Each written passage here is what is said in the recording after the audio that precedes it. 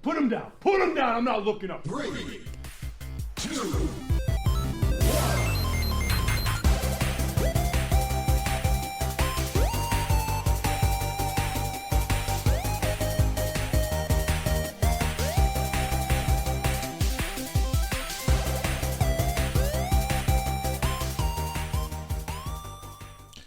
Welcome back to the Agony of Positivity. I am Ross, joined with me, with no pizza cutter in hand.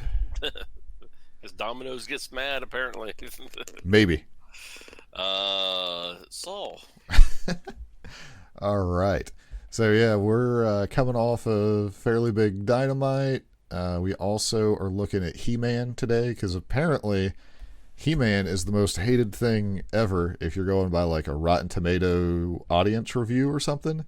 It did not do very good. Sure, yeah. I don't know why, but yeah. Right, well, I mean, we'll get to that, because usually I don't know, because we watched the one Ghostbusters, and people made it seem like it was the worst thing ever. I don't know that we thought it was awesome or anything, but it wasn't nearly as bad as people made it out to be. So, yes, I'll agree with that. yeah. But so before we get into that stuff, how's your week been? My week's been alright. Nothing too exciting. Just, yeah. I moved. The only thing that's notable is I made a crazy breakfast hamburger earlier in the week.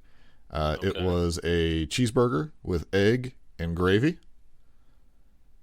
It was really good. I took a picture of it. I might post it later. Cheeseburger, egg, and gravy. Yep. That Now, you might sounds- say, why did you not have bacon on this breakfast burger? And that is because I did not have bacon at home, but I happen to have all the other stuff. Because bacon would obviously have fit on there. My only regret is the bacon definitely adds to the grease factor. And I use just like 2 pieces of toast. Because again, I was going for a breakfast vibe. I probably should have just made a grilled cheese sandwich for the bottom to have the cheese, and it would have been more absorbent. But, you know, live and learn. Maybe I'll update it. But Sure. all right. Well, and I moved a treadmill yesterday in the Ohio swamp air. Oh my God, that's one thing I can't complain about. The weather, my God, it's terrible. It felt like hell all week. Every day I got out of work, because I think a lot of cars have this now. It's not like a special feature or anything, but it was yeah. They have like the temperature gauge for outside, and like sitting in the parking lot, the car is always like 100 degrees. Like it reads as 100 just about every day when I come out on days like this week. And then I have not looked at the heat index, because the biggest thing is like here, if it's 90 degrees because of the humidity, it probably feels like real close to 100. Whereas if you're somewhere like New Mexico, like I can use that as somewhere I've been, 90 degrees there feels about like 70 here. Sure. Except if you're super fair skinned, like I am as a day walker, you will sunburn if you're not careful, or because you're not used to it, you will give yourself heat stroke. So, Sure. But yeah, our weather sucks. Moving a treadmill by yourself kind of sucks too. Yeah. Fortunately, I am recovered from my illness from 2 years ago, where I would have just been dead afterwards and just laid on the treadmill. So, Well, the good news is, I think we got a cold front come through, so they said it's supposed to be nice for the next couple weeks. it's going to be a low of 85. Sure. Which, I mean, would be better than some of the days. So, all right. Let's go to He-Man. Let me hit our doohickey here. He-Man. Something that could never, ever possibly destroy us. Mr. Stay Puft. You chose poorly. You have chosen wisely. All right. So we got Masters of the Universe Revelation. I'm going to assume that, because we're just going to go through like all 5 episodes, yeah? Is what you... Sure, we can. I mean, Okay. it's like I don't 5 think it'll... episodes, so. Yeah, I mean, it won't take super long. They're pretty short episodes, but... So, I don't really see how we can talk about it without there being spoilers. So if you haven't seen this yet and you want, maybe come back to this segment a little bit later after you've watched it, or if you don't care, there you go. So, all right.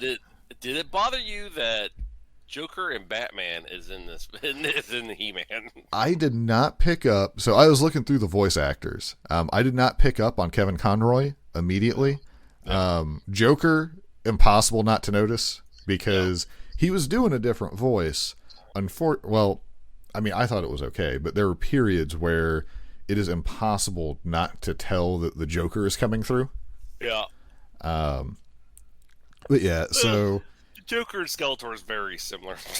yeah, so I did not realize that Buffy, Sarah Michelle Gellar, was Tila initially. Yep. But the entire first episode, because I tried to look up nothing, because I saw like once you like, because I was like kind of avoiding it because I saw like how unhappy people were. So I didn't even look at like voice actors or voice actresses, or if I've seen it, I forgot about it. So the entire first episode, I'm trying to figure out why I know Tila's voice so well. Yeah. Like, I've heard that voice. I know. I was like, I don't know what voice actress that is, for the entire first episode. But yeah, so first one is Tila is being, I guess, coordinated as the new Man-at-Arms. Yeah. But Skeletor attacks Grayskull. So, first thing I want to say is I like the art style in this. I thought it was pretty good. I only saw the intro once because I had it set to skip intro or whatever. But they basically were like, hey, you want to buy some toys? Because this is what our advertising would look like. Sure. And at one point I was like, this is just like a best of, like throughout the entire series on this one. I was like, this is completely still feels like a toy advertisement disguised as a show. So if they were going for that, they definitely hit it, because you'd see like characters for just like 1 or 2 seconds and it's like, oh yeah, that'd be a new action figure if they were doing that. Yeah. But yeah, so with this one, I mean, all this is really doing is kind of setting the first part of it up. Did anything about the first episode really do anything for you? Like you said, it's just introducing the storyline, and I guess it's kind of like a reboot of the series, I guess, because I don't remember what happens in the old storyline. You know what I'm saying? I just thought they fought week to week in the old storyline. That's true. Yeah. Because like the Horde wasn't involved, like where they had like the other bad guy faction. They mentioned them at one point where I think it was talking, like I can't remember the episode, but they were talking about like Tila and He-Man were part of defending against like Snake Mountain people and the Horde army or whatever. Because they had some of the cooler toys. I think that was around when the Rock people. Like, I don't know if you remember those toys. Like, the guys, like, you could roll them up into a rock, basically. Yeah. And it was like, looking back, it was the lamest thing ever. But I thought it was amazing. And then they had, like, the snake guy whose disguise popped off or whatever. Like, there were some cool things for it. And, like, they definitely reference the action figures or the play sets throughout this whole thing. Let's see here. I'm going to go, plot summary. So... they don't have a synopsis yet. They just have that little brief summary. I was seeing if maybe there was something a little bit more to go into. But yeah, so like Skeletor basically outsmarts the sorceress and infiltrates Grayskull. There's there's the moment where Skeletor's like, haha, I've tricked, and before he's even done talking, he just gets blasted. Yeah. Because I was like, well, from the preview, it sure looked like Skeletor was going to be a little more competent in this one, but that just totally that's not it. Yeah. But then, like when they get towards like the actual attack and everything, Skeletor is using like portal magic to do crazy stuff. Like, I guess his fist going through the portal was pretty neat. And then becoming like the giant fist. Yeah. I thought that was cool because he does reference like all his failures have led to what's going to become his success. Yes. So this is, I mean, you could pretend this is kind of just like a continuation from the other show, sort of. Yeah. Or like the original, or they're jumping in the middle somewhere along the way. You find out that Grayskull is really a magical castle, more than you already thought. I don't know. Well, at first in the episode, it seemed like Skeletor was just going to be a chump. But towards the end of the episode, I was like, wow, he's actually pretty smart. Yeah. Well, because he basically tricked... I'm assuming it was a plan. Like, you don't get, like, thought balloons on stuff, but, I mean, He-Man just outright stabs him. Yeah. But he stabs him where Skeletor wanted him to get, like... Yes. It seems like Skeletor manipulated the situation. But he was able to mostly go... Like, he had a disadvantage, but he was holding his own against He-Man. But you almost have to wonder if the whole thing was for He-Man to try to stab him and use the sword as the key, like, without planning it. Because, like, Skeletor even grabs the sword and, like, pulls it the rest of the way into the thing. And then he takes his weird magic staff and breaks this orb, which ultimately just... It looks like it just evaporates both of them after the sword turns into the two pieces. Yeah. And then everybody's just like, oh, man, what happened? Like, well, yeah. It also... So Teela, at this point, finds out that Adam was He-Man because Battle Cat turns back into Cringer. Yeah.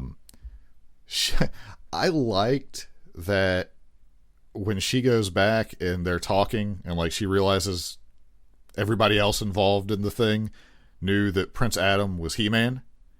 Yeah. And she's just like, are you kidding me? Like, because I feel like if you were in a position like that, you would be pretty irritated by that. Well, and people that were just dogging this was saying it's too much about Teela. And I'm like, I don't think you watched the original He-Man because that's her. She was Prince Adam's bodyguard in the original He-Man too. So I mean, right.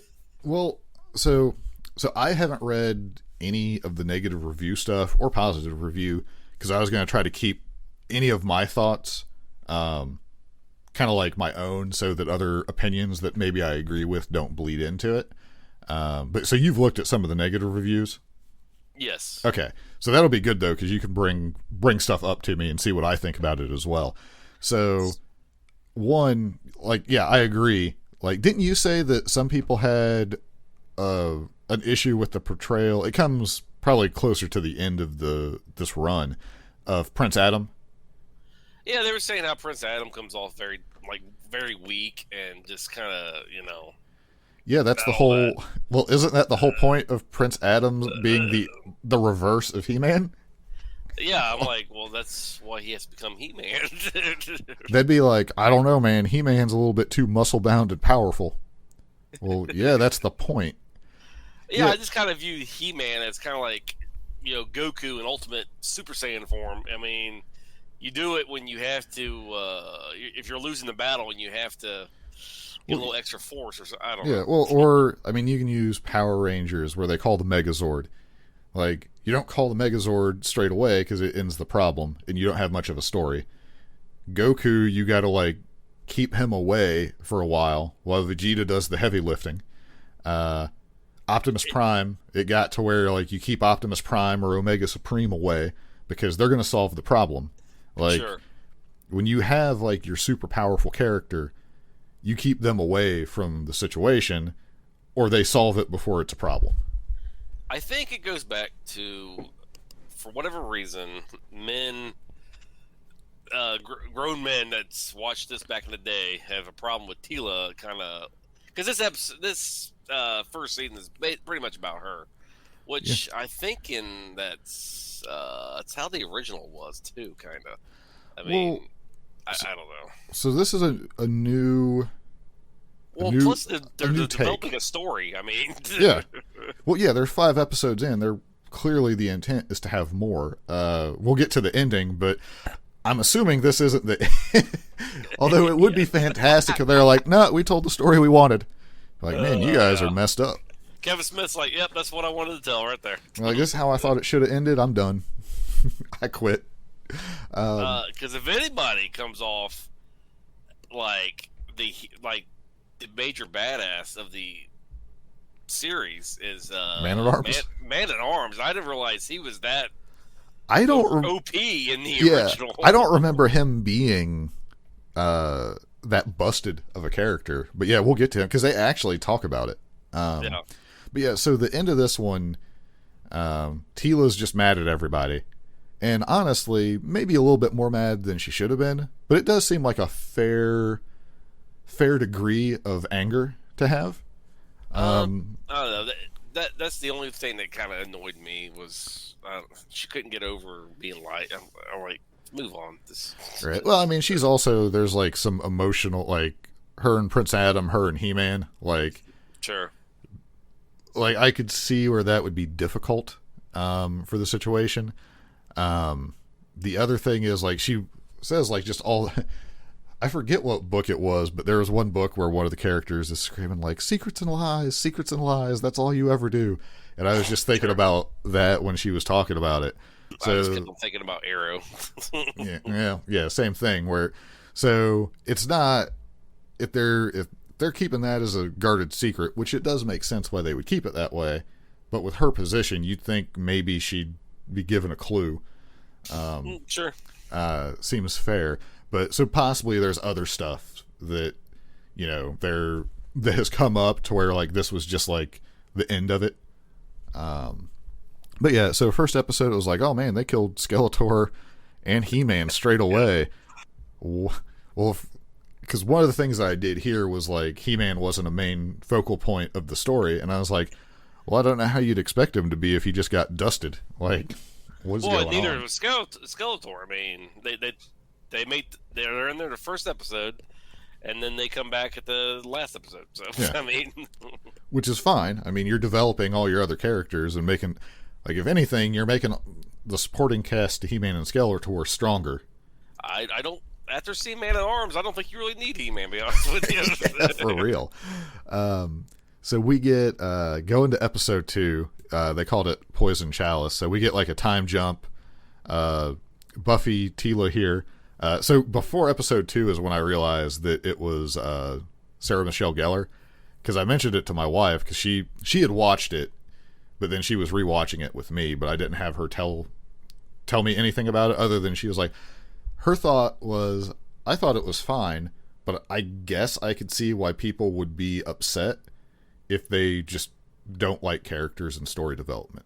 It's kind of like I'm paraphrasing a little bit. She wasn't quite so harsh, but that's kind of how it comes to me. So my dad's the same way. He'll watch like a Marvel movie. Yeah, I guess it's all right, but there's just a lot of talk. I didn't see a lot of Iron Man or anything. I was like, well, they're developing a story. I mean, it's like WWE syndrome with wrestling, where you're so like. And I still deal with this. I'm so used to everything being progressed so quickly that when you actually allow things to play out over time, sure, like it becomes hard to accept it because you're so used to seeing other stuff just push things through. Sure. Like where you get used to that is the normal cadence or the pace. And then when something breaks it, you're like, oh, they're just going to drop this because they would have addressed it by now. You're like, maybe there's actually going to be a payoff. Yeah, I mean, 5 episodes of He-Man and Battle Cat doing their thing. I mean, after a while, it'd be like, all right, yeah. You don't need. Yeah. Well, if every one of these episodes was just a one-shot episode, He-Man shows up and beats the bad guy, I'd be like, what was the point? I could have just watched the old ones.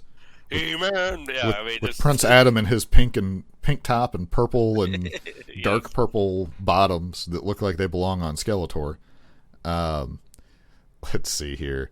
There was it made me laugh that Henry Rollins of all people is Triclops. Yeah, I thought that was pretty funny. Well, the Queen from Game of Thrones is Evil Lynn. Evil Lynn. Yeah. She's a good actress. I liked the voice for her, and I thought they wrote Evil Lynn as a good character. Yes. There's a part where she's talking to Orko, and I think it's the 3rd episode, where she explains, she was like, oh no, I added the evil part myself. Yes. It was like, there were a few things that were like, they definitely did the like the little clever jokes here and there, or the super cliche 80s kind of one-liners. And Yeah. I thought that was fine. Like, it made me laugh because it felt like I was it felt more like how things were written back then a little bit. I don't know if that was intentional. I would assume so. Yeah, so this one, Tila, her partner, the name, I'm trying to find where the actress Basically, was for it. this episode is about them fighting the weird cult. The machine techno, cult. yeah, techno cult. Yeah. Yeah, where it was Andra, Mother Sprocket or whatever. the motherboard or something. Yeah, it was like super weird to an extent. Like, obviously, the mysterious lady was Evil Lynn, and I was like, I'm not falling for that disguise for a second. I had to say that out loud to my wife because I didn't want her to think I was dumb, and I fell for that disguise. Sure. Like, in my mind, it was like it's necessary that I point out that I see through this. I don't want someone to think that I've been tricked. And I was like, oh, they're not dumb enough to be tricked, are they? Like, they're getting sent to Snake Mountain and Grayskull. There's no way that they don't know something's up. Fortunately, it's revealed that they do know. So we're using IMDb for looking at some of this stuff. I guess the trap door under the Wolfgate entrance was part of the Snake Mountain playset. Okay. I was wondering where they had a net underneath there. Yes. We had Grayskull, and I think one of the other toys I know for sure we had was the slime pit, which basically had like a claw that came up and held him, and then you could dump a bucket of slime on him. And it had 47 warnings, because some of the He-Man characters had fur. Don't slime your fur-covered characters. Yes. Which I never owned any of the fur-covered guys, so it wasn't really an issue. I do remember the slime from that playset was like when you first opened it, it was super liquidy. So you had to like open it and let it like breathe. Play with it for a while. Well, you had to let it breathe, or otherwise it was like almost too liquidy to do anything with. Like it had a little more thickness if it breathed for a couple hours before you closed it back up. So it was way better to do that, because otherwise it was just like you'd have like crust that would dry on all your figures, and then you'd have to like take a toothbrush to them to like clean them off or whatever. Sure. But yeah, so through this one, like there's the fight with like Triclops and everybody within Snake Mountain. They've decided that magic is bad, so they're going on a crusade across the land, apparently, is what you'll find out at some point. Definitely it was an interesting take to fill, because I don't know how long the time skip was. It had to be like 10 years or so, I would guess, yeah? I was thinking like it was like 10 years. Something like that. Before, it was like, it's been in 3 weeks' time, Eternia just went to crap. Yes. Tila got a weird haircut. 3 weeks and everything went to hell. I mean, without He-Man there, yeah. He-Man, no Power Sword. But yeah, so they go.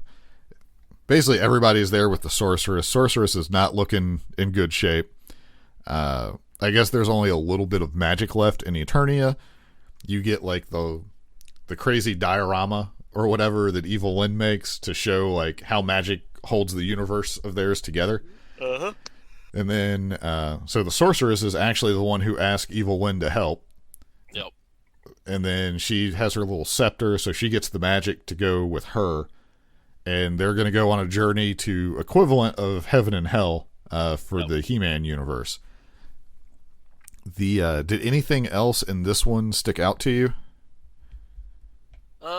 No, you pretty much covered it all.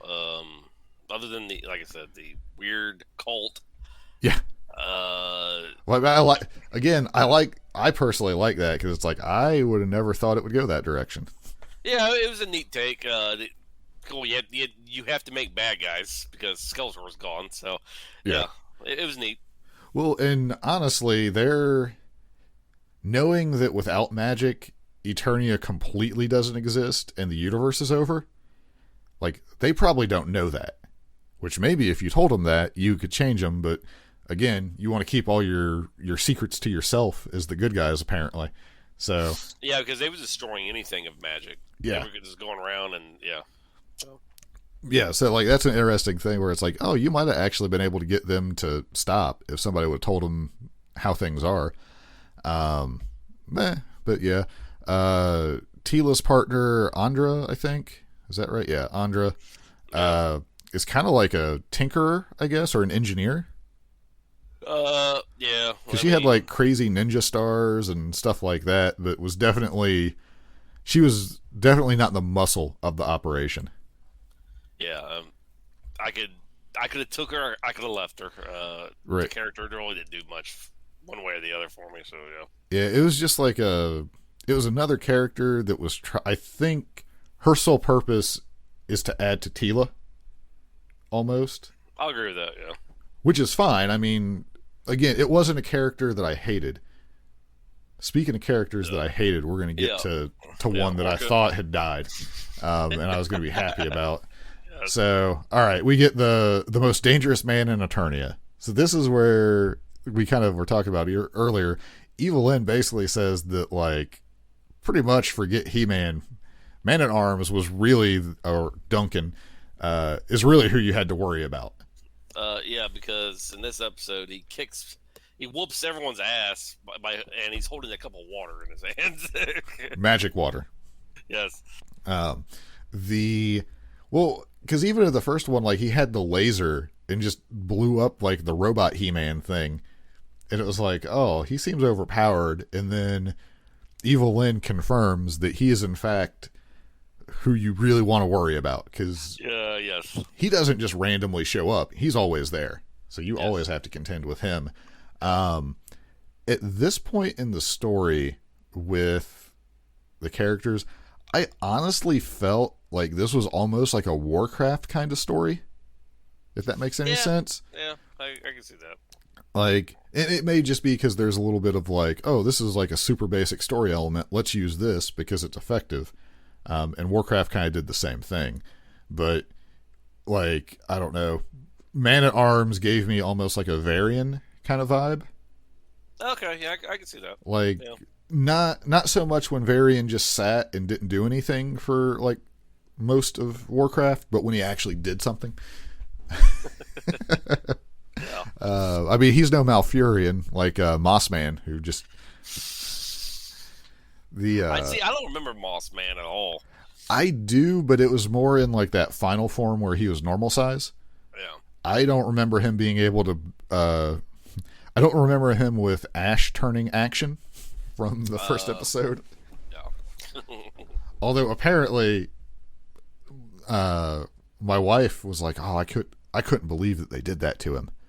And I was like, because he was a big deal, or because that was pretty brutal of a death, technically. But say, because Skeletor kind of chumped him out there right off the bat. So he was just like, "Oh, Mossman, have some fire," and then he did have some fire.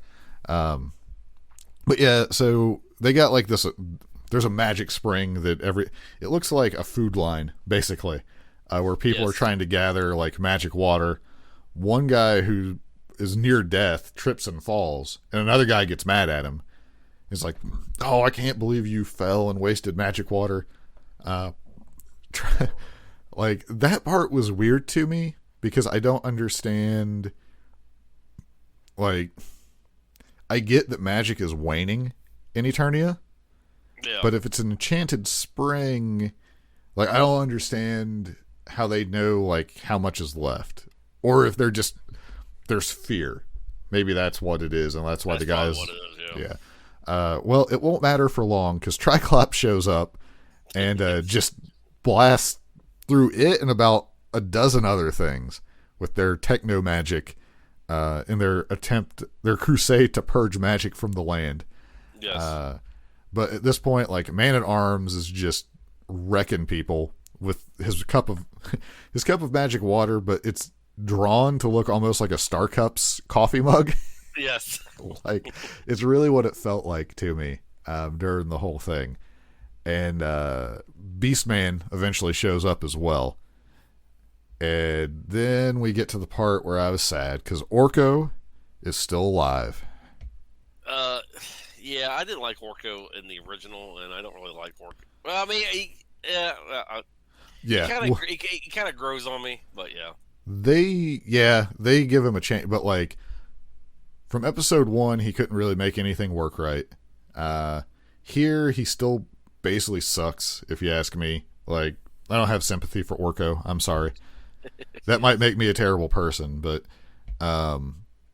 yeah, like he's like, oh, I don't have to walk. I can float, and then instead of just floating where he was, he floats another foot higher off the ground. Like, yes. Like what does that? I don't understand. Like, he's showing his power to float. Yeah, for a guy who's about to die because of lack of magic, maybe he should be conserving that when there's no need to float higher than a foot off the ground. Like, I just don't understand. But yeah, so I like that he's so, I guess because he's a magic creature, like his hat gets like all messed up too. Yeah.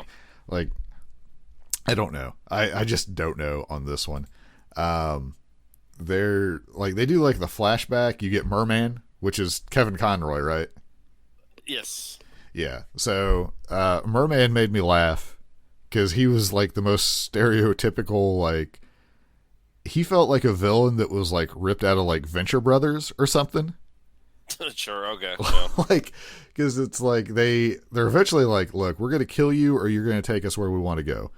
And then he's like, when they let him go, he's like, the sea never forgets.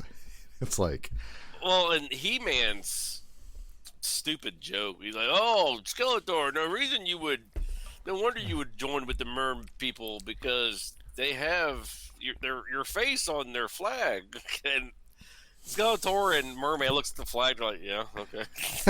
Well, I think, because it cuts back to like Tila telling Andra the story, I guess, for that part.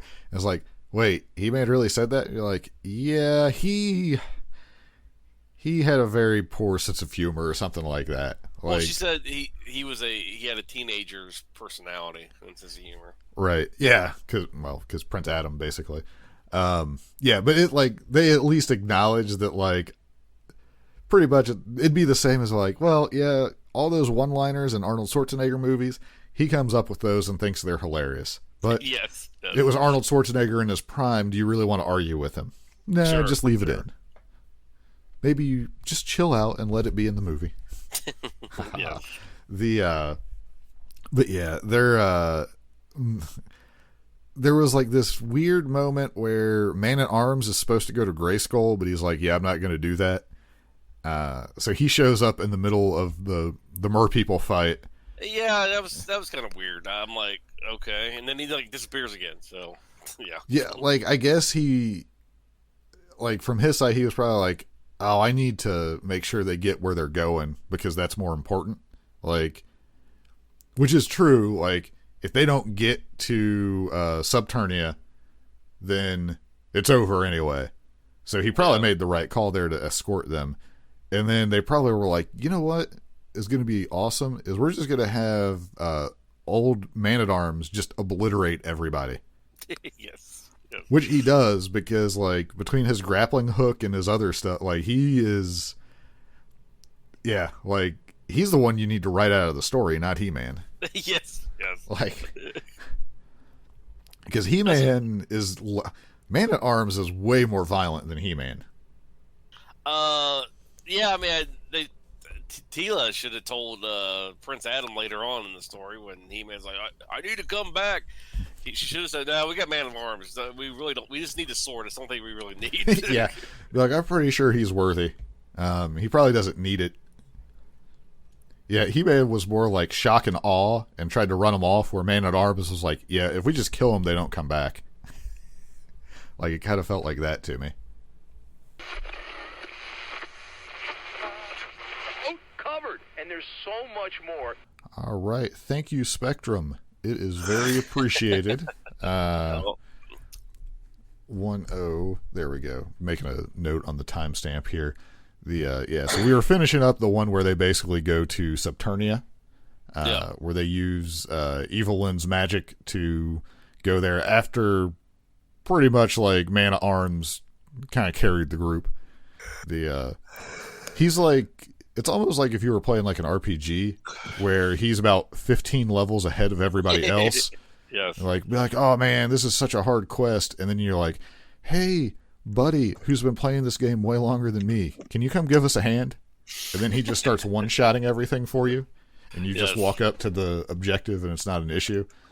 So, but yeah, so Subternia is the He-Man's universe equivalent to Hell, I guess.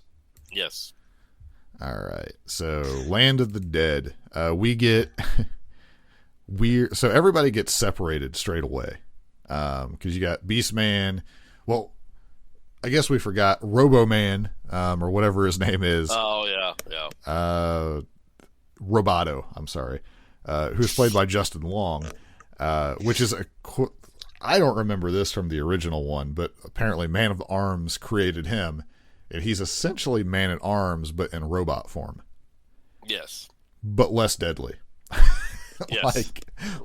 Which is funny to think that like a cyborg type creature is, or actually he's a full-on robot, is less dangerous than a human in this universe, but it is weird. So even without like the techno cult with Triclops, I forgot how much like normal technology existed in the He-Man universe.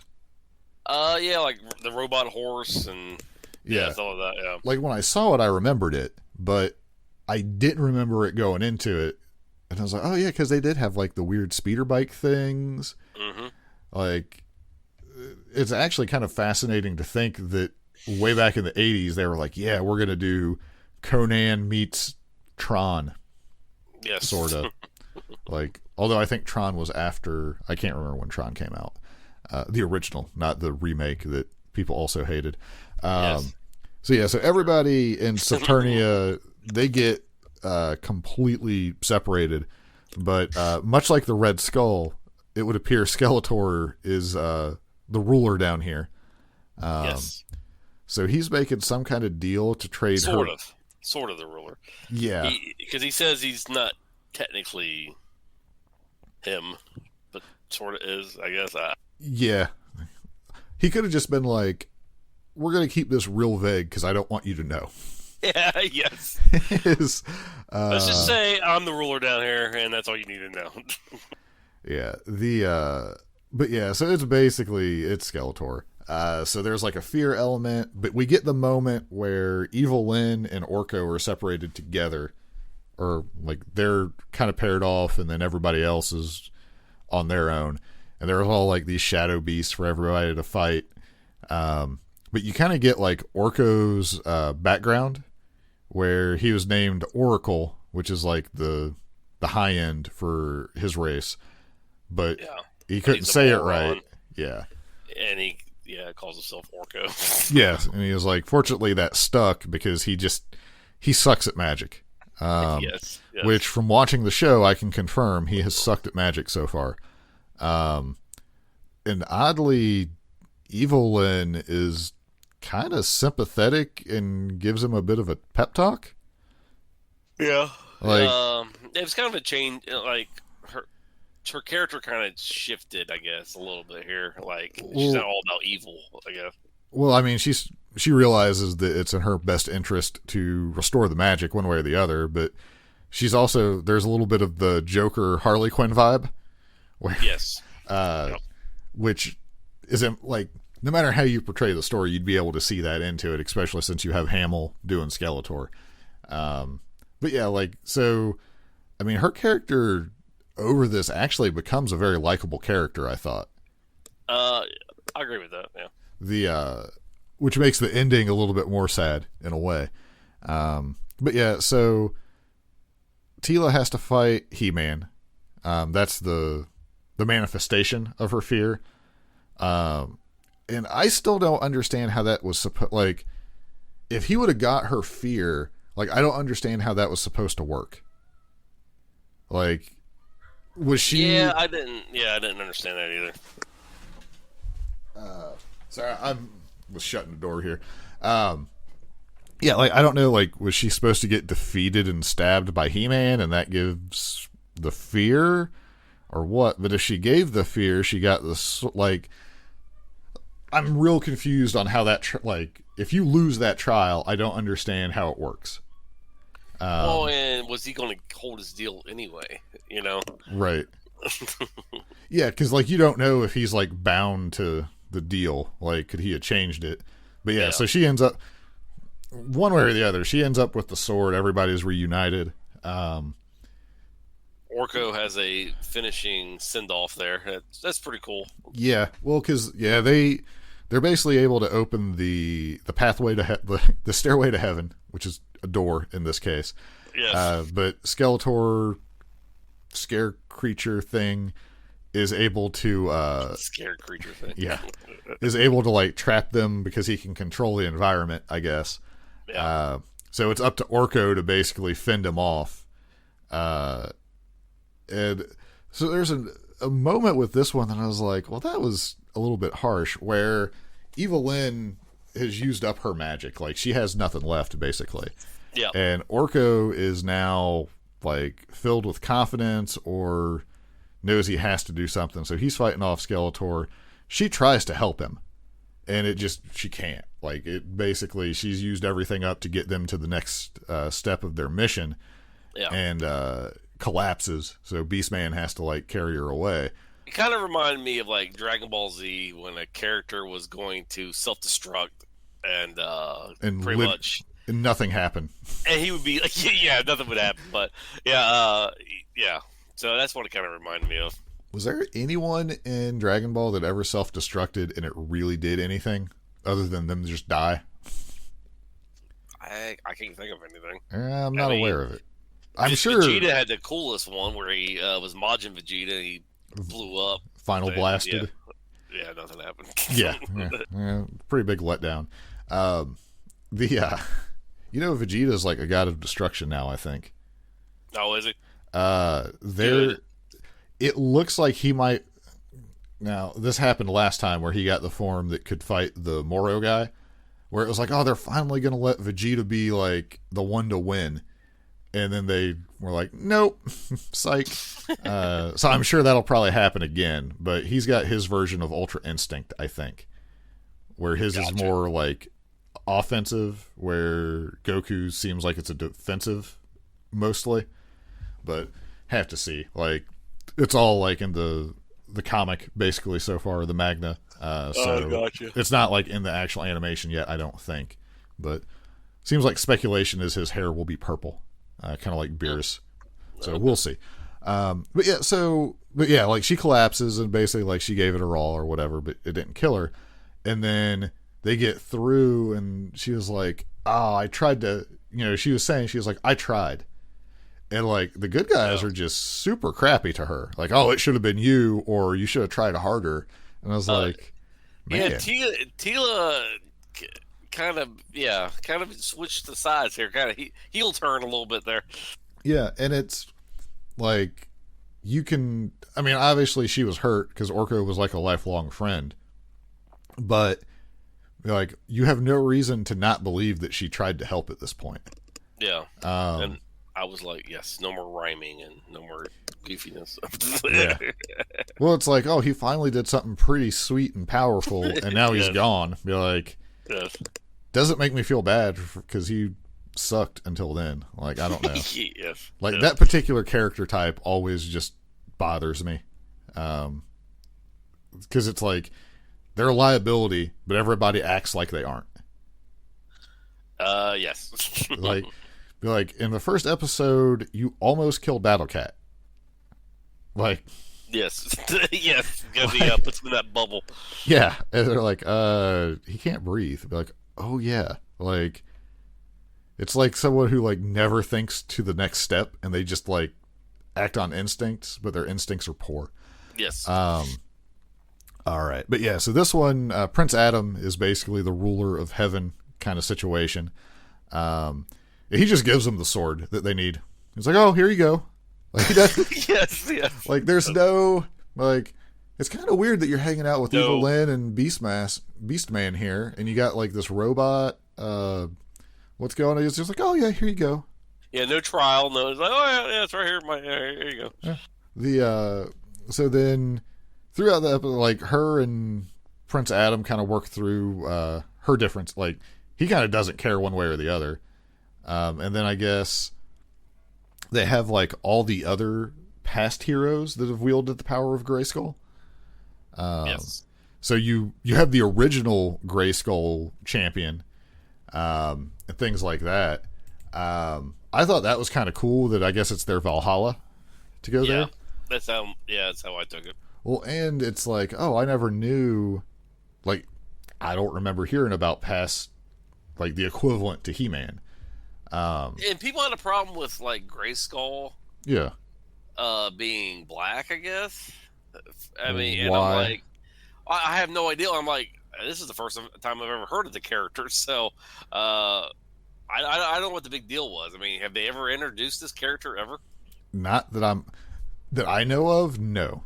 Maybe they did, but Okay. I don't, like, there's obviously some diversity. I mean, you have animal people running around. Well, that's what I'm saying. I mean, was the character? That's what I'm trying to get at. I've never known who this character was ever in the He-Man universe. So was the character at one time portrayed as white? And I don't know. I thought it was kind of something stupid because the character's pretty cool. Yeah, like, well, he seems like a He-Man type character, but an adult, kind of. Sure.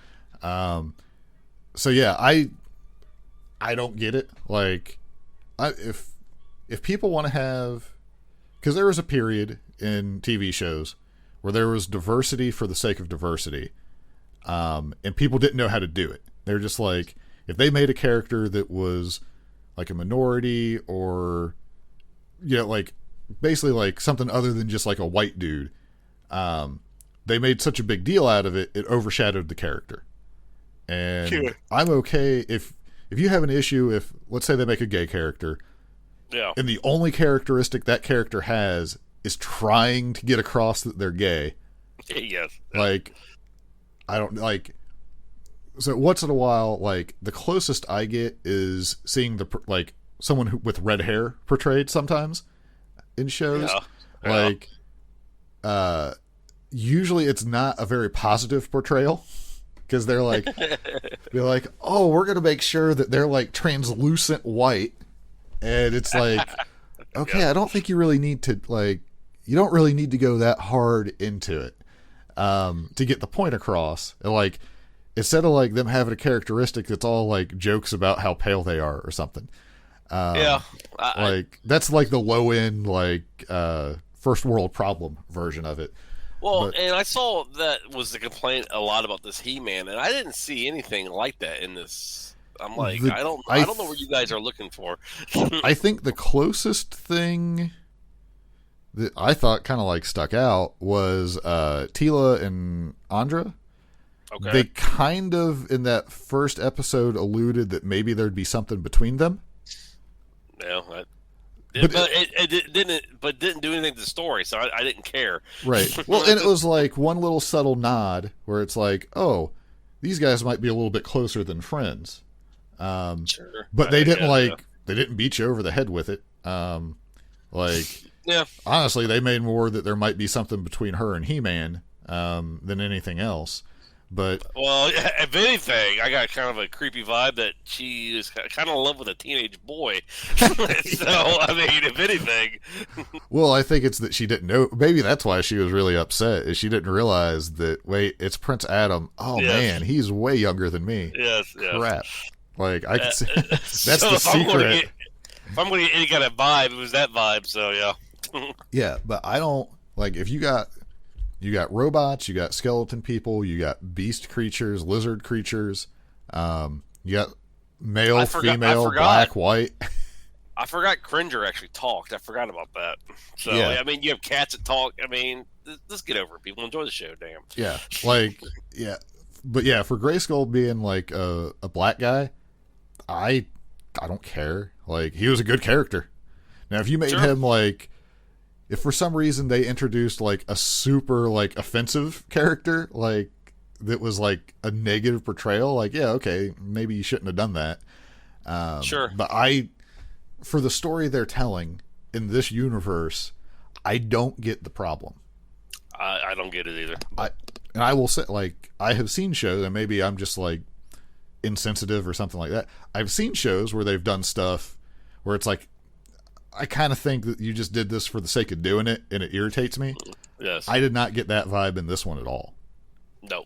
So, who knows? But yeah, like, I think people just want to be offended. Sure. Like, I could be wrong, but it feels like a nothing issue to me. But yeah, so eventually, like they get there's the hunt or whatever, where I guess my assumption is that the creature they were chasing was the equivalent to Battle Cat for He-Man, for Grayscale. So they catch him and he's like, "Oh, that was a good hunt. I'll see you tomorrow." Like, yeah, they chase this thing down every day like it's just a game. Yes. But I do like where there's the weird bird reptile hero version. Yeah. That just will talk for like a minute and then like, oh yeah, she said okay. Yes. like man, that is a lot of wording for that. Yeah, so this whole episode, it introduced characters that I never knew existed. Maybe I just wasn't a big fan of He-Man. I don't know, but it was interesting to see these type of characters. So. Well, something they did I liked for the Prince Adam character is that they're like, yeah, no one who's ever come here has chosen the lesser half. Oh yeah, I thought that was pretty neat too. Yeah, like that was like kind of gives his mindset or whatever. But it seemed, obviously like Grayscale was talking for everybody else, but it seemed like they were like, oh, that's a cool choice, I guess. Like, is his name Grayscale or Grayskull? Skull. I think I'm just like not talking clearly. Oh, okay. All right. Yeah, I'm pretty sure it was Grayskull. Gotcha. Because the castle is named after him. Because he made the joke where he was like, yeah, but if you've seen it, the face they put on it, maybe it's not quite the honor that it's intended to be. Yeah. So that's the next one. Let's see here where we're at. Yeah, the Forge at the Forest of Forever. Because they get through, like, again, there's like another portal thing that they got to do eventually, but Roboto, they got to forge the swords back together. Conveniently, he is able to do this. Sure. I mean, it would be funny if the show just ended with this. But yeah, so Teela and He-Man, like, they settle their differences. Well, again, it's her differences. Like, Prince Adam's like, oh, I guess that's a big deal. Sorry. Like, sure. Yeah. He's kind of like, yeah, well, kind of need to get over it. Yeah. And they find out, so they get the sword forged. Roboto is toast as a result. Yes.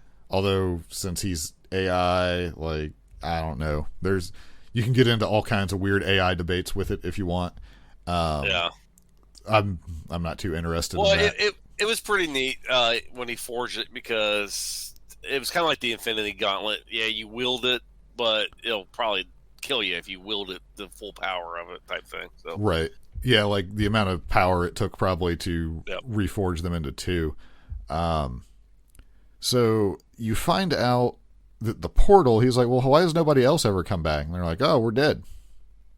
Yes. We're done. Like, like, plus if you go back, like, you probably just, because he taught, like, there's Mossman is over here. Like, basically, if you leave, there's no guarantee you're coming back. Yeah. It's kind of like you made it here. Why would you want to risk not coming back here, type thing, Yeah, like, so that's why nobody else is left. They're like, yeah, we did our job. Like, this is our reward. We're going to enjoy it. Things go on. Prince Adam, however, has other ideas, because I guess, I don't know, he needs to go hang out with Teela some. I think he's like, she's pretty hot. I kind of want to go. Yeah. You're like, oh, and it needs me, like the world or whatever. Yeah. Even though, like, because they were basically like, someone else will pick it up. It's fine. Yeah. The way they kind of, they're like, yeah, someone else will become the hero. It is what it is. Well, if anyone, like, because Grayskull could have made a better argument. They were like, well, yeah, I was the first one. I was worried about it, but look at all these guys. Like, Sure. Somebody else picks it up every time. Like, it's fine. It's not a big deal. Yep. Yeah, he's not having any of that. So they all go through the portal. Evil Lynn's still a good guy at this point. Although, man, did you see the ending coming to this at all? Yeah, I kind of did. So He-Man, like, summons power of Grayskull when they get back to the real world. Sorceress gets her juice back. Evil Lynn gets her juice back. Juice back. Yeah, everything's back to how it should have been, kind of. Like, magic is returned. If Orko wasn't zapped to another dimension, his hat probably would look normal again, and he'd be back to screwing up. Yeah. And then all of a sudden, because Evil Lynn had, like, the Skeletor's staff or whatever, the head to it, you see that thing floating, and she's like, uh-oh. And then right before Prince Adam turns into He-Man, he gets just ran through from behind. Yeah. And I was like, oh, crap. So Yeah. Skeletor takes the Sword of Power and becomes, like, the equivalent evil He-Man, I guess. Yes. So I expected Skeletor to show up and maybe do something. Like, as soon as I saw the thing float out of her bag, I was like, oh, okay. I did not expect that as the ending, though. No, see, I thought the ending would be he would go back to that Snake Mountain and take it back over that way. I didn't think he would get the sword and become the ultimate. Well, and stab Prince Adam before he turned into He-Man. Yeah. So they're setting it up pretty good because they either got to get the sword back. Prince Adam, I assume, is going to live. Like, at some point, you're going to get He-Man again. I would think. Maybe not. But now you got to contend with Super Mega Skeletor. I assume all those He-Man previous champions will come back and have to help him. Maybe. I don't know. I could see it. Yeah, where they're going to come back and they'll automatically be in, like, champion form, maybe? Yeah. That'd be interesting. I hadn't thought that far on it, but yeah, so it ends with, like, the image of Skeletor above Castle Grayskull with, like, the evil skies and stuff, and it's like, oh man, that's a bit of a bummer of an end, but it makes me want to see the next set of episodes for it. Sure. Maybe people were like, didn't know that, this is going to be a series, so season 2 is going to be the redemption arc, like He-Man comes back type thing. I don't know. But so I'm looking at IMDb here, like their scale of a score of 10. It's currently sitting at a 5.8. Let me look at Rotten Tomatoes. He-Man on Rotten Tomatoes, see where it's sitting currently. So the average audience score, it's like a 36%. Yeah. So that's pretty low. I mean, if you're looking at, like, that's a 3.5 out of 10, basically. If you were to do, like, a 10-point scale on this thing, what would you give it? So I will say that I probably won't watch this season again. There's nothing about it that I'm like, wow, I gotta watch this again. It didn't blow me away. Maybe because I'm not a big He-Man fan, I guess. I don't know. Right. I don't know, 6, 7. I mean, it's not bad. Right. Yeah, like if you're... Sure, I'll give them that. Compared to, like, the 36 out of 100, like, yeah, I'm giving it, like, 7, like, using, like, a 100 scale, I guess, I'd give it, like, a 7 or something, maybe. Yeah, that'd be fair. It's not, like, it didn't blow me away, but, like, I like the art. It was a story I didn't expect, and I didn't really have a problem with it. I didn't have a problem with it either. without like really reading like into people's complaints, other than like base level what their complaints were, I don't get it. Yeah, Like, I don't get it either. Like, okay, so it's called Masters of the Universe, not He-Man, for one. I mean, I keep calling it He-Man, but Yeah. like, it's not the He-Man show. It's about Eternia, basically. Well, and it's kind of like goes back to what I said about Jedis in movies. They're cool, but too much of it's like eating a Reese's peanut butter cup. Too much of a good thing, you just get bored with it. So yeah, like midway through a bag, you're like, I need to stop. This is not good anymore. yeah. Well, hopefully after the third one, you'll be like, okay, I'm done. But yeah, if you're eating half a bag, Yeah. So I mean, it seems like we liked it better than what people were hating about it. sure. But I'm not a professional troll, so Yeah, like I don't. Even if there was like little things where I'm like, I don't know about this, like nothing was like, this is offensively bad. I can't believe they did this. yeah. Like I don't know. It's just weird. So all right. It's better than Michael Bay's Transformers because I watched the first one of that. I was like, this sucks. This is not. Yeah, good. I'm way less offended So- by this than I am what they like. Transformers 2 in particular. That one hurt me.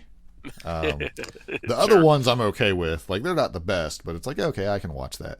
Transformers 2 is like, I can't believe this. What am I watching? Yeah, G.I. Joe was the same way. I was like, this is terrible. So it was a lot better than all those. Yeah, that's for sure. All right, you want to hit Dynamite real quick? Sure. All right, let me bumper us.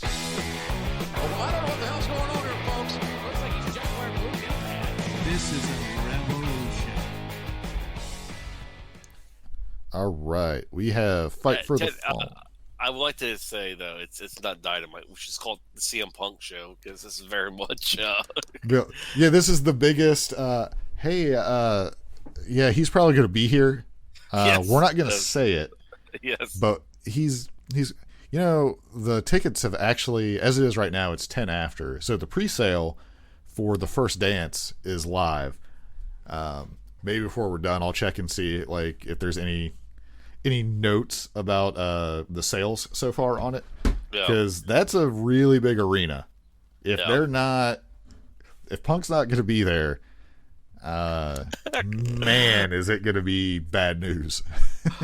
That's what I'm saying. If you led people to believe that Punk is coming and you don't, you're talking about biggest troll in the world. Yeah, I mean, yeah, that show will sell out. you're gonna get a lot of angry fans. But yeah, I don't think they're dumb enough to do that. Like, because that would be like malicious. Like you're basically sacrificing your company at that point when you don't need to do that. So they start this off with the 10-man, which I was kind of surprised that it was the kickoff to it. But if you're wanting to start a show off on a big note, this is definitely the way to do it. Yeah. So Dark Order and Hangman come out first with their crazy cowboy entrance. I actually liked this. I thought it was pretty good. Yeah, I enjoyed it. A slightly different version of Hangman's song. I think this is the Hangman story is what it's called for the song itself. But it's still Ghost Town Triumph or whatever, just a little bit different. But yeah, they do like a little montage kind of everybody talking about what a cowboy is.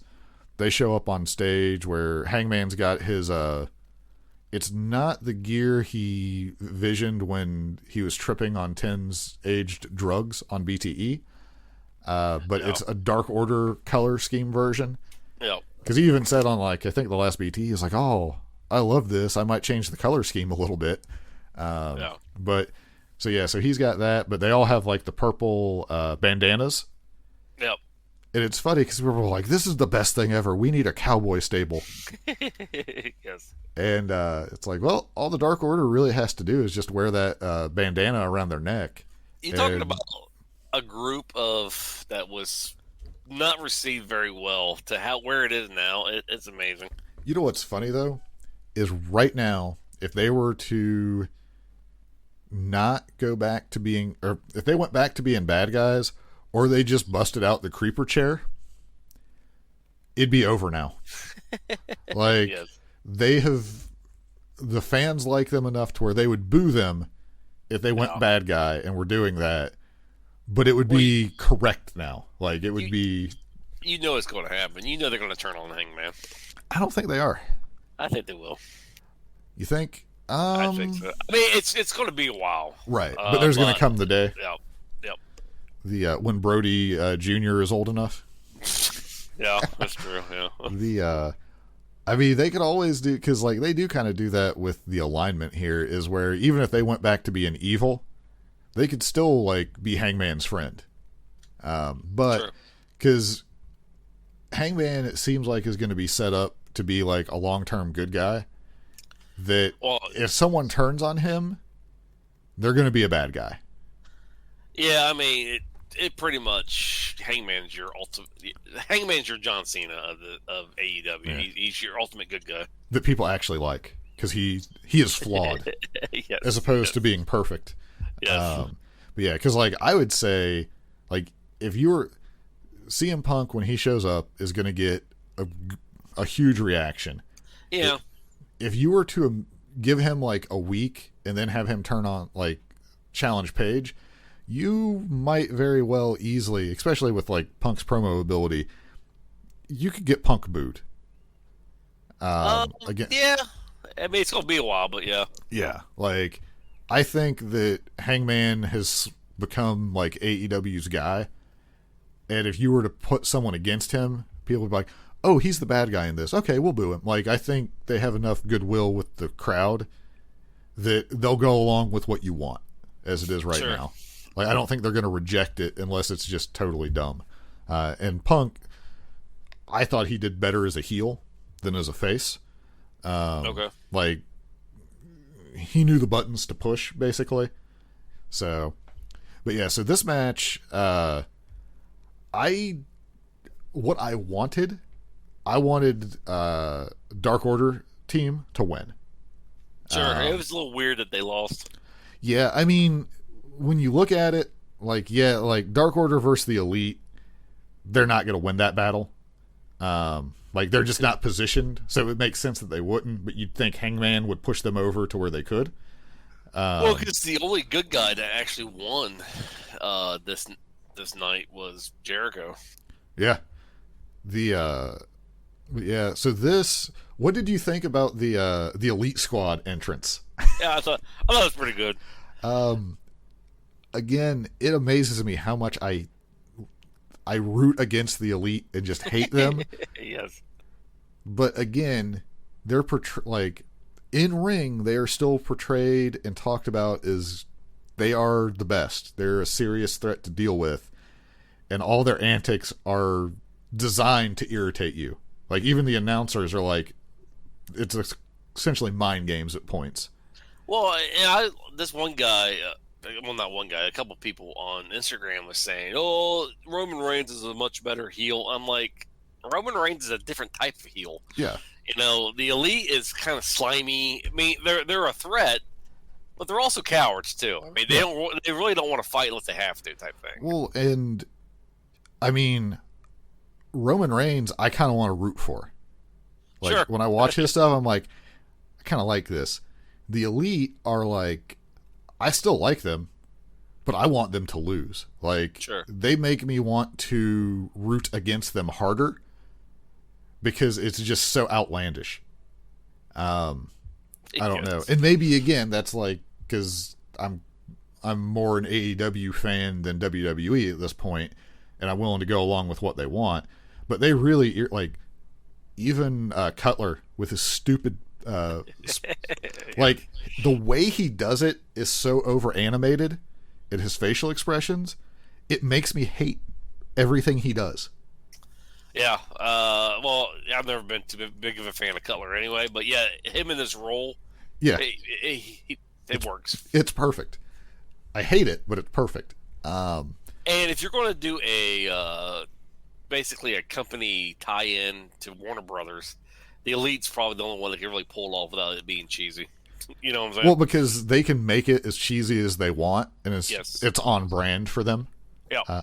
Like when they went for the slam dunk Meltzer driver to the outside, Yeah, exactly. I don't know if that was technically an indie. Like I don't understand the difference between some of their moves sometimes because it gets confusing to me. But yeah, so back and forth with this scary moment when Stu decided to headbutt the ramp with the back of his head.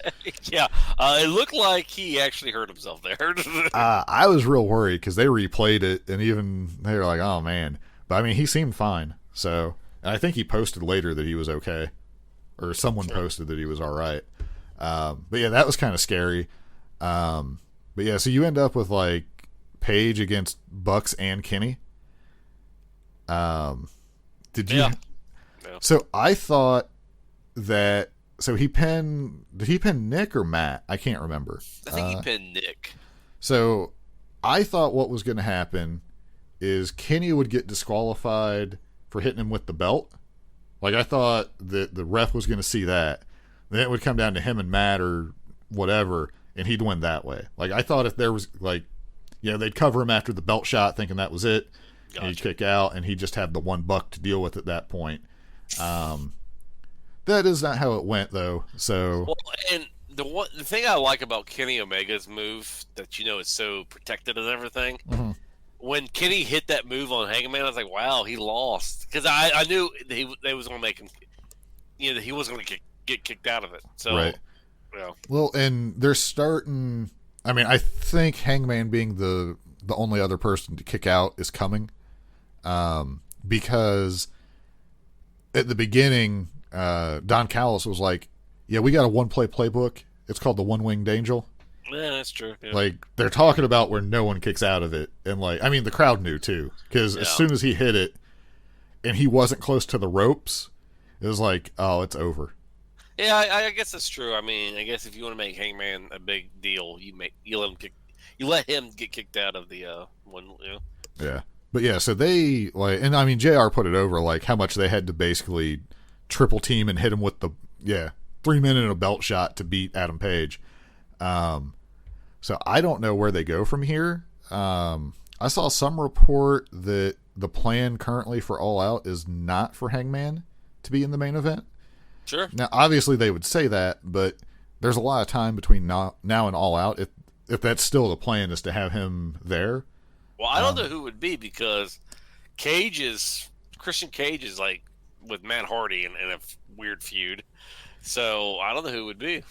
Well, yeah, like I don't know. I'm pulling up the rankings real quick. As of Wednesday, it's obviously going to be different. Because, I don't know how they handle that on the ratings because technically it was a loss. We'll see. So Jungle Boy is currently number 2. Christian Cage is 3. Darby's 4. Cassidy's 5. See, because CM Punk's not going to get it. Yeah, well, it seems like Punk and Darby are going to be doing something, would be my guess, if that is who's coming in. I mean, you could do Jungle Boy again. No. I mean, Christian Cage and Jungle Boy could have a match, and Cage kind of. Well, I guess God could choose Miro? Omega as the next opponent. So I don't know. It'd be interesting. I just don't know. I don't know what they're gonna do. I mean, they could always have Tony Khan step in and be like, you know what, you guys cheated. And maybe do like, because he hasn't really done like any executive interference. Well, that's fine. He can just stay off camera. Right. Well, I like that initially they were like, oh, Tony Khan's gonna have a special announcement. And then Tony Schiavone was like, on behalf of Tony Khan. So, he didn't even show up to do that. So they really should have Eric Bischoff be... I know he said he doesn't want to do it. Yeah. But you need some kind of authority figure to be the talking point. Yeah, for stuff like that. As long as they make it super minimal, because you don't need it a lot. Because like what they do works, where it's like, yeah, Tony Khan said this, so that's the way it is. Without him being like on screen or anybody else, like have that one guy. What's his name? Who says Penta says? Alex Abrahantes. Yeah, have Alex do that. Tony Khan says. Yeah, Tony Khan says. Yeah. That would be fantastic, actually. Let me see. So I don't know what's going to happen from here. for Hangman, but it was definitely like it kind of killed the crowd. Yep. For sure. And I mean, honestly, I was watching, I was like, oh man, like I was kind of disappointed. Like it has been a while since I've actually felt like that particular type of disappointment watching wrestling. Yeah. Where it was like, but we want Hangman. Like, so, I mean, I still feel if you want disappointment, watch WWE. Yeah. I was originally going to open up with a joke about where you were going to tell us you watched another week of all WWE's programming just to see your reaction. Yeah. I mean, you are going to get to see Viking Raiders and AJ Styles and Omos again, probably, if you were to I'm watch. sure. Yeah, I mean, let's see. It's funny. Somebody's because Braun Strowman has been like hinting that WWE is wanting him back or whatever. Yeah. Well, I saw a report that was like they're going to bring him back to counter Bryan and Punk, supposedly. Yeah. And I was like, in what world does that work? Well, this one guy, he cracked me up on Instagram. He's like, I want to see you fight Shane McMahon 5 more times in a year. He's like, that'd be great. Well, it's funny because when I saw the thing, and I don't know if it was a credible report, but I could see it like someone having the mentality that like bringing Braun back to combat CM Punk and Daniel Bryan allegedly going to AEW. It's like, there was a period of time where Braun was definitely like one of the most people over or cheered or whatever on the roster. Sure. And then you kind of killed him off. Yep. Like, how many, like, that drives me crazy to this day. Not necessarily Braun Strowman, because I was getting into Braun too. He's a big dude who wrecks people. What's not to like? When you see somebody like really going and they're like, nope. But then I see like AEW where it's like, oh man, people are super into Darby. Well, let's keep going with it as opposed to, oh, let's have him lose. I just don't know. So I guess the next chapter will probably start on BTE for Dark Order and Hangman. So we can go there. My guess would be that even though it was failure, they're still like going to be friends, and maybe because they were talking about like, even if you fail, that it's not the end, like that kind of stuff. So we'll see. Yeah. Got an interview with Pac where I like that someone called and canceled their car at the airport, so they're stuck. Yes. So apparently the Lucha Brothers are not able to just rent another car. Well, it's hard for some people, I guess. I mean, I don't know, because I mean, obviously they were not traveling with Alex, so yes, of the Abrahantes, not Marvez. Yes. But yeah, so Chavo and Andrade show up. You're talking about a storyline that's very slow starting here. I mean, I'm excited for the matches. They're just using like this is like the super old school storytelling basically, where it's like, but yeah, Chavo's like, oh yeah, we canceled it and got him a limousine, so they're gonna basically buy Lucha Brothers, I guess. I saw something on Instagram where I guess Rey Mysterio and his son wants to bring back the LWO. Yeah. And somebody on there like, bitch, you already turned him down back in WCW. I remember that storyline. That'd be awesome. Like, no, that ship sailed. You weren't part of it. Yeah. Like, Eddie offered it to you, and you said no. That will never. WWE will be like, when Rey Mysterio founded the LWO. Be like, yes. Wait a minute, that's Change not what history. happened at all. Now, if he came out and he was like, maybe Eddie was right. Like, they could definitely make it work. Sure. Ricky Starks, I didn't pay much attention to this because it was super weird. But yeah, so there's like the whole Team Taz and Cage thing. There was a funny moment where I think JR was like, trombones and wrestling, that doesn't belong together, or something to that effect. That made me laugh. It was more funny to me within seconds. Woods had tweeted out like where he felt personally attacked, followed by a picture of him and like 14 trombones. That's funny. So that was good. The bass drum over the dude's head always scares me, because if you don't, like, if it doesn't, Yes. you do the wrong side of the drum, it's gonna be real bad. Yeah.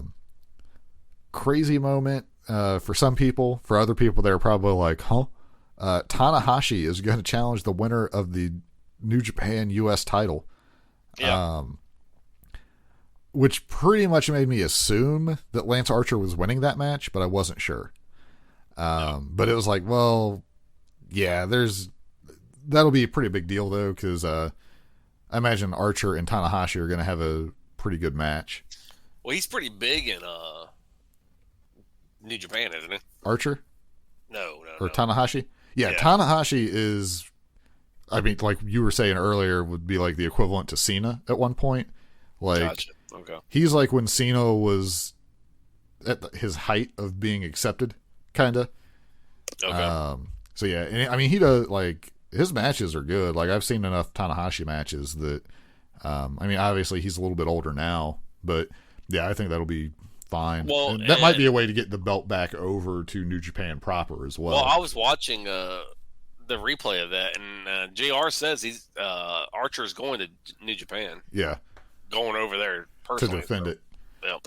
Yeah, I think that'll be interesting. I like, there's later on, there's like the Moxley promo where it's like, how convenient. Yeah. I think my favorite thing he said during that was because there's nothing good for you on the other side of the forbidden door or something like that. Yeah, it was pretty good. That he insinuated like the forbidden door is basically him standing there beating crap out of people that goes through it. Yeah. So I don't know. Like, I don't know how long he thought on that promo or if that was on the spot, but the ending to it is all you really need. Like, it was like, oh man, that's good. That's good stuff. Yeah, that was good. All right, we got Santana and Ortiz against FTR. Man, the ending to this match, because of what happened, sucks. Sure. Because you could tell something went wrong. Yeah. But not what. Because I noticed you could tell something was going on because Conan was distracted. Yeah. During it, I was like, oh yeah, somebody got hurt. Yeah. Well, and when you see Cash walking across, holding his arm up, Yes. it's like, oh shit, something's bad here. Yeah. And then, because like you could tell, like everybody was looking over to see what was going on, and I guess the end result was like it was a freak got his arm caught, and it was like a bad cut, which is better than like a compound fracture. Yeah, they said it was just think. a freak accident. Yeah. So, but yeah, so obviously FTR was probably supposed to win this match one way or the other, but he just won with like a brain buster. But I mean, you could tell because like after the cover, everybody's looking over to where Cash was at. So scary moment. Yeah, it sucks when something like that happens that drastically changes like the rest of the match. Yeah. So, I imagine it probably, hopefully no serious issues and he heals up and then they can do a rematch proper, maybe at like the big New York show. From the report I read, he said that he's okay. So Yeah, just like a deep cut that needed stitched up or something. yeah. Okay. It was a good looking brain buster. Nice to see somebody lose to a brain buster, I guess. Sure. Even though that's not at all intended. Yeah. So they're gonna moving on from that, because that kind of derailed everything again. Like, people are sad about Hangman's loss, and then you're like, oh my god, Cash is gonna die. So Sure. rough night for the crowd. Britt Baker is gonna bring in Big Daddy Cool, I think, to be a bodyguard. I assume everyone keeps saying this. I don't know why they keep saying it. That it's going to be the Iconics that she brings in. I don't see that as an effective bodyguard system. Yeah, I don't see it either. I'm like, okay. I would rather have Orko as my bodyguard. like Yeah. the Iconics were like, I wasn't into them, but they were treated as such a comedy act that Sure. like, 'cause again, like you can be funny, but still be presented like as a threat.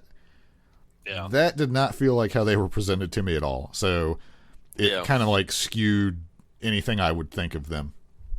I don't know who you bring in to be a bodyguard. Yeah. I mean, it could be a new person, and that's how they're going to bring him in. We'll have to see.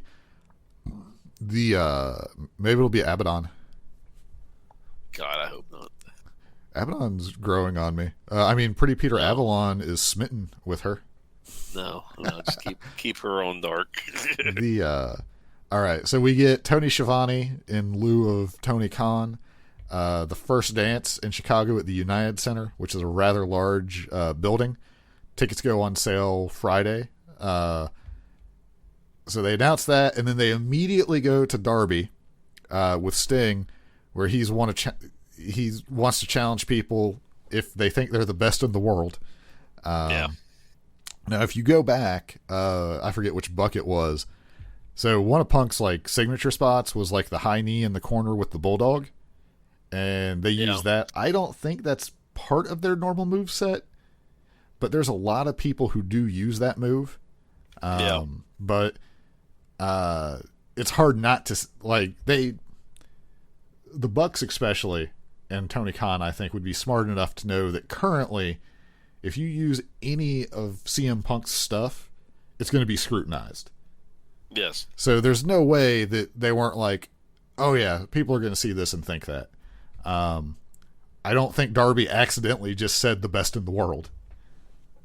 Like, maybe I'm wrong, but that it seems like the biggest way to confirm that Punk is going to show up somewhere without saying Punk is going to show up somewhere. Yeah, agreed. Because again, maybe we'll be proven wrong. I cannot imagine a world where Punk isn't showing up and they don't say, this is getting way out of hand. We have not signed, I just don't see it. Yeah. We got Lance Archer. He beats Hikuleo, if I'm saying that right, the son of King Haku. I mean, they basically just punched each other and beat each other up, and then Archer wins. So it was a big man match. It's weird because Hikuleo. I feel bad because I don't know if I'm pronouncing it right, but we know who I'm talking about. Yeah.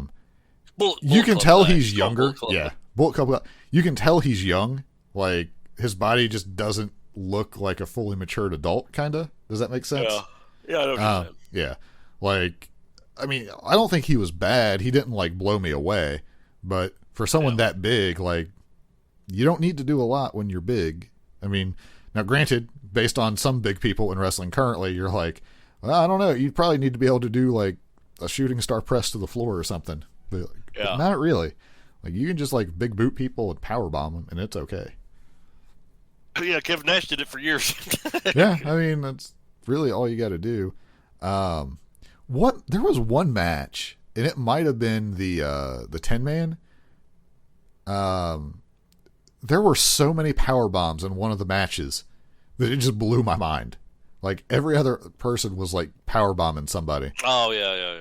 I just thought it was because I was like, I like seeing power bombs, but it's also weird to see just power bombs.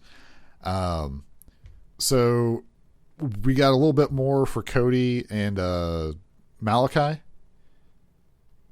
I guess.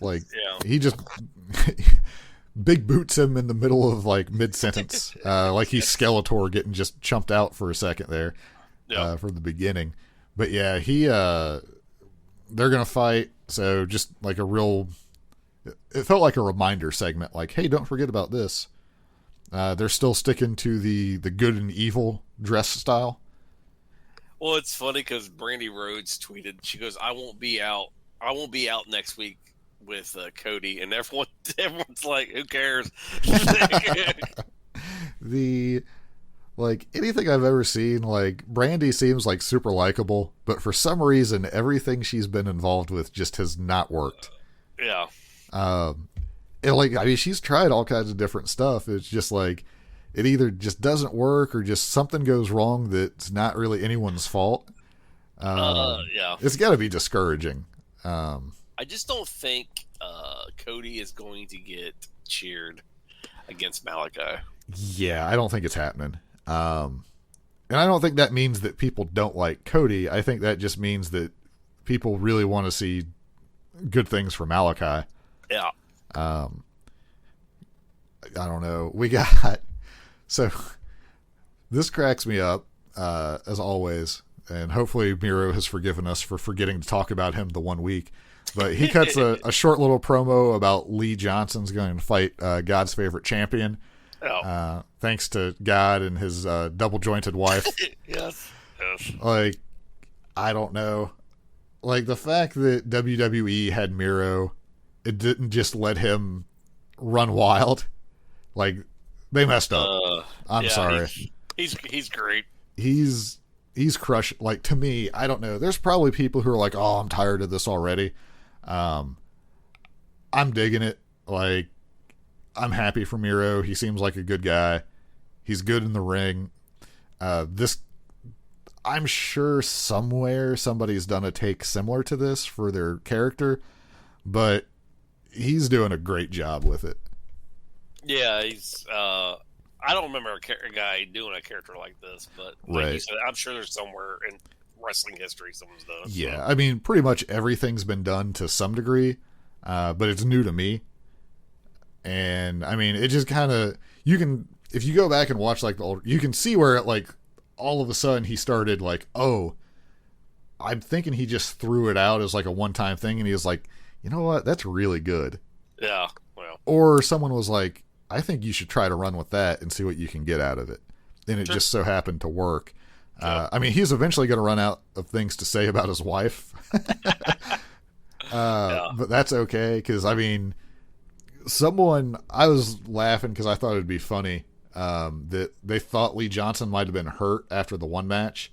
I was like, to me, I was like, that'll almost be better, because Miro could be like, my God has granted you mercy, and I forgive you for your frail body. But someone is still going to have to fight God's champion. Like, there's anything that happens, he could like lean into it and just make it hilarious, but super scary. Sure. All right, more Matt Hardy and Jungle Lucha Cage Express. Whatever. Like, I'm just skipping it. Like, again, I like the Hardy Family Office as that like heel group to exist. It's fine, but on the shows they've been doing, there's so much stuff that's better. It's hard for me to care. If that makes any sense. No, I agree with that. Like, there's so much, to me, there's so much good stuff that it's like, it doesn't even bother me that it's not my thing. It's just like, well, it's hard for, like, it's only a 2-hour show, but the last few have felt longer because there's so much stuff. Yeah, I agree with that. And I think my brain still has, like, from watching Raw for so long, where it's 3 hours, usually if there was like 3 or 4 good segments out of the whole show, it was like, oh man, that was like 4 good segments out of a 3-hour Raw. That's amazing. So now when I get like 3 segments that are good in the first hour, my brain's like, well, if there was that much good stuff, I guess it's almost over. Because my brain thinks I've watched 2 hours of filler. Yeah. Thunder Rosa, the crowd likes Thunder Rosa. Yeah, when they were introduced Julia Hart, I was like, "There's no way she's going to beat Thunder Rosa here." Yeah, I mean, this was basically, "Hey, Julia Hart, you're going to get some experience here and probably learn a couple things." And she needs to keep working because she looked a little sloppy. Yeah, well, and again, when you're comparing a new person to Thunder Rosa, that's a rough litmus test to be going on. So. But, I mean, they got the people in place now to start really building stuff. Like, they've done a lot better, but there's still room for improvement. Thunder Rosa, I think, is a much better wrestler than Britt Baker. Yeah, I would agree. And I think she does better promos. So, I don't know. Yeah, I would agree. Like, well, I mean, I think Thunder Rosa is just angry all the time. So She just does angry yeah, promos. but she comes off as a good guy though. So Yeah. I don't know. Yeah, I mean they're still growing. I mean, without a doubt, WWE has like a lot of the top talent, so you're just having to build people from nothing. They pretty much cornered the market, and then Impact is probably the second best. Yeah, so I mean, there's a limited pool for them to get from, but I mean, it's improved from what it was this time last year for sure. So I'll agree with that. Yes, like it's not like they're just like forgetting it, but yeah, like they could definitely do more. I think Kenny Omega, even in an interview, said he's hoping for Rampage for them to get a little bit more show over there, which is what a lot of the people need. They just need a little more reps, so to say. Sure. All right, the Five Labors of Jericho, Chapter 2. I am not super familiar with Nick Gage, I'm not either. but I mean, they made me like. I mean, I knew Deathmatch, and then throughout the show they kind of alluded to it. So yeah, so we got a deathmatch. I mean, that's without a doubt. There was a deathmatch. There was blood. There was light tubes. There was a pizza cutter. There was a pane of glass, which is I do not understand the pane of glass spot because I see that in death matches all the time. Yeah. Because that is one that can go real wrong real quick. Yeah, but if it's fake glass, you know. Yeah, I don't know. Yeah, I don't know if that's like sugar glass or how they do it. It had to be sugar because that glass went into the audience. Yeah, I didn't see. Yeah, did you see anybody like holding it up, eating it? Like, this tastes. That's true. Yeah. And then like they didn't put spooky dust in the light tubes, unfortunately. Like, Sure. Like I think I read somewhere, and I don't know if it's true, and I've never looked into it because like light tubes do have like a mercury dust or something in them, or not mercury. Yeah. There's some kind of powder in them. Supposedly you can gimmick them where you take the end off, dump that stuff out, and then just put flour in it. Sure. But yeah, they went through some of those different stuff. Like MJF on commentary was fantastic because he was just like, "Oh, this is great. I love watching Jericho get hurt." Basically, to summarize it, I don't know. Ends with like the Judas effect. But what do you think of this? For like, were you like, "Yeah, I need more death match"? I thought it was pretty good. I liked it. I'm really at the point where I just don't like death matches, I guess. I don't know. Like, I'm always worried that people are going to get hurt unnecessarily in them. Sure. Because I guess I'm an old man. But, I mean, it is one of those things where you're definitely not seeing this on national TV anywhere else. So it's definitely got, like, that spectacle to it for sure. Yeah, it brings back. It should be surprise to anybody because Tony Khan is a huge ECW fan. Yeah. So I mean, he likes the type of stuff. So yeah. Well, and I mean, if the guys want to do it, they're adults. That's fine. Because I'm sure that Gage has been part of way more violent matches than this, so it was probably kind of watered down, but not really. But they got like some crazy spots in there and stuff. You gotta wonder if this is like a Jericho retirement tour or a Jericho I'm taking some time away tour kind of deal. Because coming up next is the juice is going to be loose once again. Yeah. Hopefully Jericho still has Hoovie's mask. Great. So yeah, like that. The next labor is going to be Juventud. But I liked where they like pulled all the way back to that where MJF was like, well, I did Google who he was. And now you're going to fight him again. Now, it is weird that he gave him like a quest requirement for the match where he has to hit a move off the top rope. Yeah, I thought that was kind of weird. But whatever. But the end is another one of those CM Punk things where he was basically, because you sit in more pain in your entire life, I need you to listen to me. Is very reminiscent to what Punk said to Cena. John Cena. Yeah. So I think I'm sure someone has a list. Like there's other little things here and there throughout the night that were little bits of nods to Punk. But that was like there were three big ones I felt. I mean, nobody used like the GTS or anything, but I don't know. So overall, I thought it was good. Yeah, ratings came out. They were like 1.1 million again or whatever. So that's 3 weeks in a row of 1 million, which is pretty good. So anyone who is seeing it is, seeing a pretty good show, I would say. And then hopefully they tune in the next week and they can just keep the ball rolling. And then I don't know. At this point, I just don't want AEW to go away. They're not like be all end all different from WWE. There's still a lot of similarities, but at least there's more than one story that I can care about at a time. Yeah, that's all I want. And like, apparently WWE, there was like some report where WWE is not very concerned about AEW as competition. Why would they be? Right. There isn't one. Vince McMahon made like a offhanded comment about maybe I should send him some more talent or something. Yeah. Yeah. Some people were real quick to like kind of reword that they're going to fire more people. Yeah. Which, I mean, it is a Friday, and I think most of the talent cuts have happened on Fridays. Hopefully that's not the case, because if it is, man, what an insensitive way to talk about your independent contractors that are not independent contractors at all. Yeah, I don't know. Like, we'll see. But yeah, I mean, I don't think AEW is like a form of competition.